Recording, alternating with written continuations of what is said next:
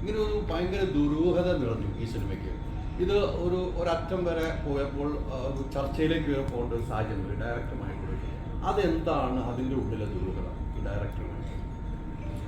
ഇങ്ങനെ ഒരു ടൈറ്റിൽ ഇട്ടപ്പോൾ ഞങ്ങൾ പ്ലാൻ ചെയ്തതാണ് എന്താണെന്ന് വെച്ചാൽ എന്തെങ്കിലും ഇങ്ങനത്തെ ഒരു ക്വസ്റ്റ്യനോ അല്ലെങ്കിൽ ഇങ്ങനെ ഒരു പ്ലാനിങ് എങ്ങനെ മാർക്കറ്റ് ചെയ്യാന്ന് നോക്കാം. അപ്പം ഇന്ന് ഈ ചോദ്യം ചോദിപ്പിച്ച് ഇപ്പോഴാണ് ഞങ്ങൾ മാർക്കറ്റിംഗിൽ വിജയിച്ചു എന്നുള്ളത് മനസ്സിലാക്കുന്നത്. കാരണം ഇങ്ങനെ ഇട്ട് കഴിഞ്ഞപ്പോൾ ഈ പടത്തിന് എന്തെങ്കിലും, കാരണം ഇതിന്റെ ഒത്തിരി കാര്യങ്ങൾ റിവീൽ ചെയ്യാൻ പറ്റത്തില്ല. അപ്പം ഇങ്ങനെ എന്തെങ്കിലും ഇട്ട് കഴിഞ്ഞ് കഴിഞ്ഞാൽ മറ്റുള്ളവർ ശ്രദ്ധിക്കും എന്നുള്ളത് തോന്നി. ഇന്നിപ്പോൾ നമുക്കത് മനസ്സിലായി, മറ്റുള്ളവർ ശ്രദ്ധിക്കുന്നുണ്ട്. ഒരു മാർക്കറ്റിംഗിന്റെ തന്ത്രമായിട്ട് ഞങ്ങളത് ചെയ്യുന്നുണ്ട്.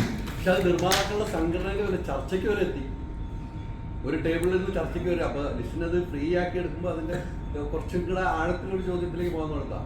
ഇതൊരു വിഷയങ്ങളായി. ഒരു കംപ്ലീറ്റ് ആക്ടർ എന്നൊക്കെ പറയുന്ന പോലെ ഒരു കംപ്ലീറ്റ് വിജയം ആകുന്നത് അവിടെ വരെ എത്തുമ്പോഴാണ്. അപ്പം അവർക്ക് മനസ്സിലായി ഇതൊരു കംപ്ലീറ്റ് മാർക്കറ്റിംഗ്.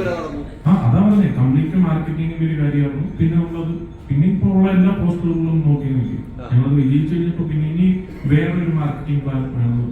ഡയറക്ടറായിട്ട് യാതൊരു പ്രശ്നവുമില്ല. ഇല്ലില്ല. അപ്പൊ എല്ലാം ഇപ്പൊ നമ്മളിപ്പം ഹൈദരാബാദിലായിട്ട് സംസാരിക്കാൻ പറ്റും, എന്തെങ്കിലും ഒരു പ്രശ്നം ഉണ്ടാവും ചിലപ്പോൾ. എല്ലാ മനുഷ്യനായിട്ട് അങ്ങനെ ഉണ്ടാവുള്ളൂ. ഡയറക്ടർ തുടക്കം മുതൽ ഒരു പ്രശ്നമില്ലാതെ. പിന്നെ എന്തുകൊണ്ടാണ് ഈ നിർമ്മാതാക്കളുടെ സംഘടന ടേബിളിന് ചുറ്റുമെത്തി ചർച്ച ഉൾപ്പെടെ നേരിട്ട് ചർച്ചകൾ നടത്തി ഈ പ്രശ്നങ്ങൾ വഷളാവുന്ന നിലയിലേക്ക് പോയി? അപ്പോൾ അവിടെ ഉണ്ടായിരുന്ന കുറേ ആളുകളെ വിളിച്ച് ചർച്ചയ്ക്ക് ടേബിളിന് ചുറ്റും വരികയും ചെയ്തു. അപ്പോൾ താങ്കൾ ഇപ്പോഴും പറയുന്നത് ഒരു പ്രശ്നവുമില്ലാതെ മുന്നോട്ട് പോയൊരു സിനിമയാണ്, അതിൽ നമുക്ക് സന്തോഷമുള്ളൂ. പക്ഷേ ഡയറക്ടറിന് ഒരു നിലയിലേക്കും കാണുന്നില്ല, നമ്മൾ ഒരു പ്രപോഷൽ കാണുന്നില്ല, അദ്ദേഹം ഒരു സാധനം ഷെയർ ചെയ്യാൻ കാണുന്നില്ല. അതിലാണ് ദുരൂഹതകൾ. അല്ല, അതാ ഞാൻ പറഞ്ഞേ, അത് ഇങ്ങനെയൊക്കെ ചെയ്ത് കഴിയുമ്പോൾ നിങ്ങൾക്ക് ഈ ചോദ്യം ഉണ്ടാവത്തില്ലല്ലോ. ഇപ്പൊ ചോദ്യം ഉണ്ടായല്ലോ. അപ്പൊ അത് ഞങ്ങൾ മാർക്കറ്റിംഗിന്റെ കാര്യം കൊണ്ടിട്ട് തന്നെയായിരുന്നു.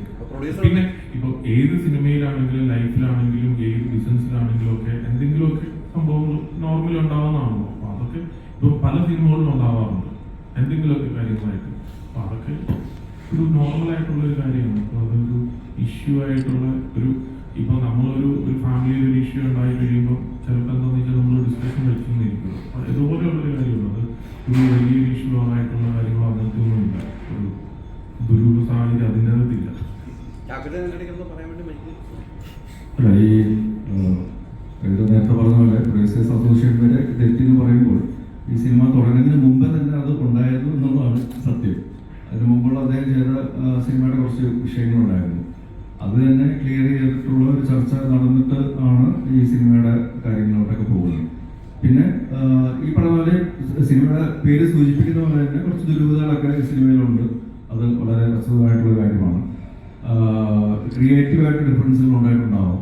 പക്ഷെ അതൊക്കെ സിനിമയുടെ നന്മയ്ക്ക് വേണ്ടിയിട്ടുള്ളതാണ്. അതൊക്കെ ഒരു മേശയുടെ അപ്പുറത്തെ സംസാരിച്ച് ക്ലിയർ ചെയ്തിട്ടുള്ള കാര്യങ്ങളാണ്. അത് അറ്റ് ദ എൻഡ് ഒരു നല്ലൊരു സിനിമ, ഒരു എന്റർടൈനർ എന്നുള്ള രീതിയിൽ ഇത് തിയേറ്ററിലേക്ക് കൊണ്ടുവരാൻ വേണ്ടിയിട്ട് എല്ലാ ആൾക്കാരും, അത് ഡയറക്ടർ മുതൽ പ്രൊഡക്ഷനിലുള്ള ഏറ്റവും ജൂനിയറായിട്ടുള്ള അല്ലെങ്കിൽ എക്സ്പീരിയൻസ് കുറഞ്ഞിട്ടുള്ള ആൾക്കാർ വരെ ഇതിൻ്റെ കൂടെ ഉണ്ട് എന്നുള്ളതാണ് ഒരു ദുരൂഹതയും ഇല്ലാത്തൊരു കാര്യം എന്ന് പറയാൻ.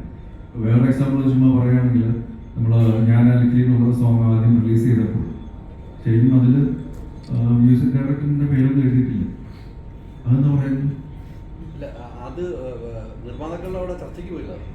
ഇല്ല, ഞാൻ പറഞ്ഞത് ഞാൻ പറഞ്ഞത് അങ്ങനത്തെ ഒരു സ്ട്രാറ്റജി നമ്മുടെ ഭാഗത്ത് ഉണ്ടായിരുന്നു എന്നുള്ളതാണ് സത്യം.